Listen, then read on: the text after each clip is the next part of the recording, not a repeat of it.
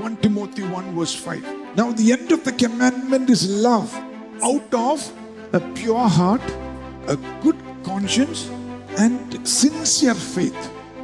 നിനക്ക് സ്നേഹത്തിൽ എന്തൊക്കെ ചെയ്യണം? ദൈവത്തിന് വേണ്ടി ചെയ്യണം, മനുഷ്യർക്ക് വേണ്ടി ചെയ്യണം.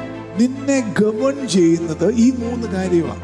Either you will do something out of a heart, അല്ലെങ്കിൽ മനസാക്ഷിയാണ്, അല്ലെങ്കിൽ faith. ഇത് 3 അലൈൻ ചെയ്യണം. You can have great faith and a good heart, but if your conscience is not in the right place, it will stop you.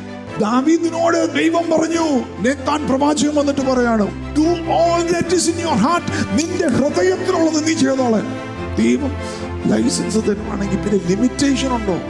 ഹൃദയത്തിലുള്ളത് ചെയ്തോളെ. Your conscience determines your decisions. Look at somebody and say, fix your conscience.